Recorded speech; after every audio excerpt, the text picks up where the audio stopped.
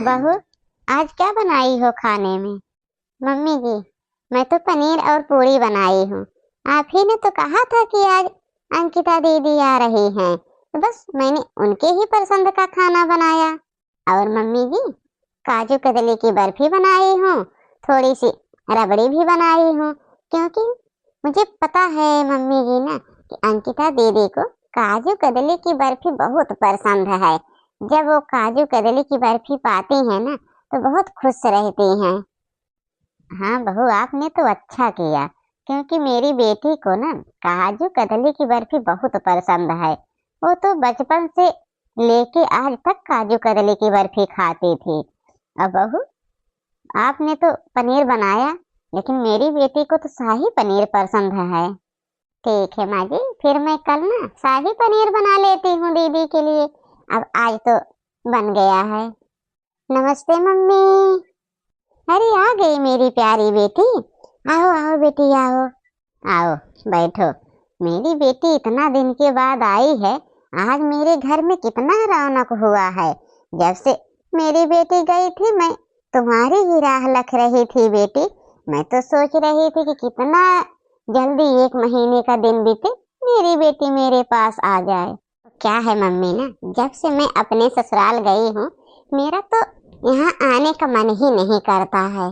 क्या करूँ मम्मी, ये छोटा सा घर है, इसमें तो मैं आ जाती हूँ ना तो मुझे घुटन होने लगती है। लगता है कि मेरा दम घुट रहा है। अब मेरी ससुराल का हाल देखिए मम्मी। मेरी ससुराल इतनी बड़ी है कि मेरे ससुराल में स्विमिंग पूल है, सब चीज है मम्मी। वहाँ पार्क भी है मेरे ससुराल में। 2-4 नौकर चाकर लगे रहते हैं। मुझे तो मम्मी मैं सच बताऊं ना, सुबह से पता ही नहीं चलता है कि कब सुबह हुआ कब शाम। मुझे तो किसी चीज के लिए कुछ नहीं पता चलता है। बहू, खड़ी खड़ी क्या मेरा मुंह ताक रही है? रिज्जा, जा मेरी बेटी के लिए अच्छी कड़क वाली चाय बना के ला।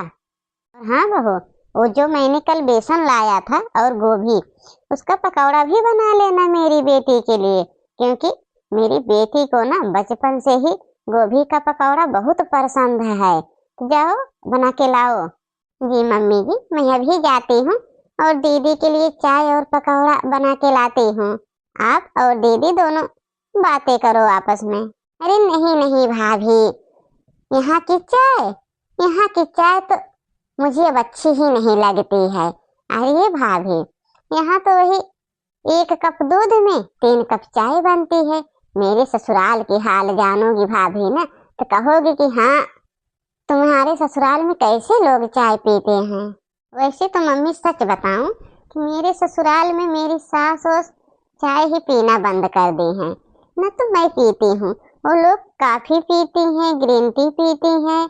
और वो भी मम्मी ना 1 लीटर दूध आता है, सिर्फ 3 लोगों के लिए काफी बनता है 1 लीटर दूध में। पूरा दूध मम्मी ऐसे पकाएंगी, उसे पका के आधा कर देंगी, उसके बाद उसमें थोड़ा सा शक्कर और कॉफी डालेंगी। इतना मस्त कॉफी बनती है मम्मी मेरे ससुराल में। अब मैं क्या बताऊं तुमसे। तो दीदी क्या हुआ, मैं भी बना देती हूँ। अरे आधा लीटर दूध है घर में, मैं सिर्फ आपके लिए ही कॉफी बना के ला रही हूँ। अरे नहीं भाभी नहीं, वही लोकल वाली कॉफी होगी आपके पास, वो तो भाभी मुझे अब पसंद ही नहीं आती है। मुझे तो भूख लगी है। ऐसा है बहू ना कि बेटी के लिए खाना निकालो। मम्मी, खाना में क्या बनाई हो, क्या मेरे लिए निकलवाओगी? अरे वही रूख सूख सब्जी होगी, रोटी होगी। ये सब तो मम्मी जब से मेरी शादी हो गई मैंने तो सारा ये सब खाना ही बंद कर दिया।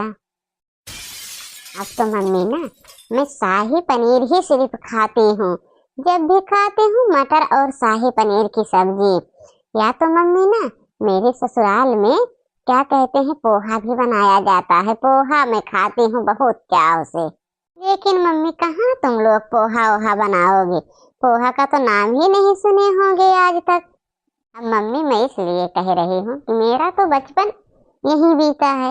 मैं तो बचपन से लेके आज तक यही देखी कि यहाँ कैसा रहन सहन है, यहाँ का खान पीन कैसा है, मैं तो सब देखी हूँ मम्मी ना।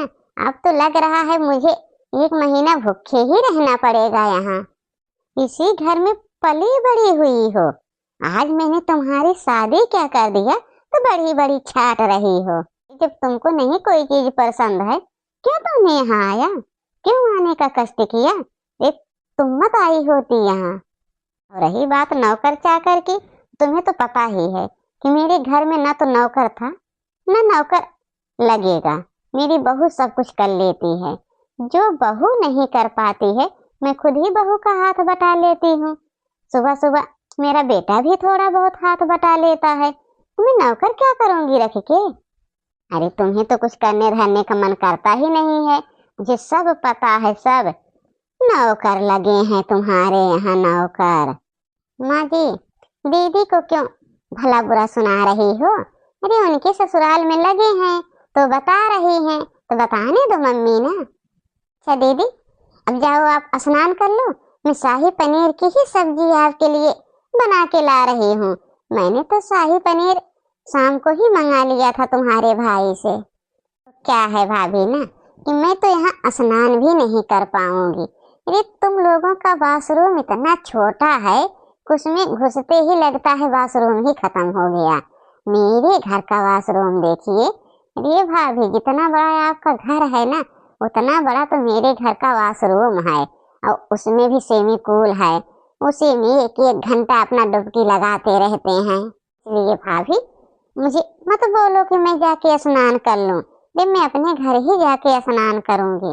अरे अंकिता बेटा, आप कब आई, पता नहीं कहाँ से चुमला यहाँ आ गई। तो क्या है अंकिता बेटा ना, मैं तो जा रही थी पड़ोसन के यहाँ, तो मुझे तुम्हारी आवाज सुनाई दिया, मुझे लगा कि अंकिता आई है, फिर मैंने सोचा थोड़ी देर मिलके ही जाती हूँ।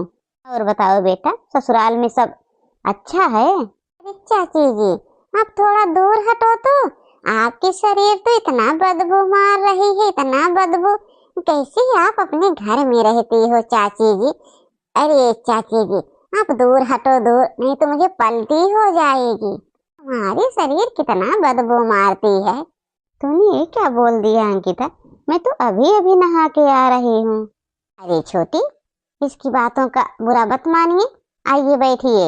नहीं नहीं जेठानी जी, अब मैं जा रही हूँ, ये जब तुम्हारी बेटी को मेरी शरीर बदबू आ रही है तो अभी मैं बैठ जाऊंगी, तुम्हारा सोफा भी बदबू मारने लगेगा, फिर मैं जा रही हूँ। मैंने तो पहली बार देखा अंकिता का स्वभाव। तो क्या है चाची ना कि मेरे घर में तो लोग 3-3 बार ही नहाते हैं और सेमी कूल में नहाते हैं, एक एक घंटा उसी में डुबकी लगाते रहते हैं। अब मेरे घर में नौकर चाकर लगे हैं, तुम लोगों की तरह ऐसे नहीं घूमते फिरते रहते हैं इधर उधर इधर उधर। अब चाची तुम एक बार स्नान की हो, पता नहीं कपड़ा अच्छे से धोया था कि नहीं धोया था, इसीलिए तो बदबू आ रहा है। मेरे ससुराल में ये सब नहीं चलता है, मेरी सास 3 बार नहाती है और नौकर चाकर अच्छे से कपड़ा धुलते हैं। ठीक है बहन जी, मैं जा रही हूँ, तुम्हारी बेटी की तो रहन सहन ही बदल गया है। बड़ी आई थी मेरी हाल चाल पूछने, लगता है मेरी ननद को अपने ससुराल पे ज्यादा घमंड हो गया है, इसीलिए तो सबसे इस तरह बर्ताव कर रही हैं। एक न एक दिन ये घमंड टूट जाएगा, लेकिन मैं क्यों बोलूं, खुद ही ऊंट पहाड़ के नीचे आएगा तो मैं भी मजा लूंगी। मम्मी आपको क्या हुआ? अब मैं क्या बताऊं अंकिता, तुम्हारे ऊपर तो मुझे इतनी गुस्सा आ रही है, इतनी गुस्सा कि मैं जब से आई हो ना तब से तुम्हारा बर्ताव देख रही हूँ। आपको मेरा घर नहीं पसंद आया तो अपनी चाची को क्यों तूने ये सब बोला? क्यों बोला? वो बेचारी अभी अभी स्नान करके आई थी, तुम्हें बदबू दे रही थी। मम्मी मैंने क्या गलत कहा? चाची की शरीर ही बदबू आ रही थी।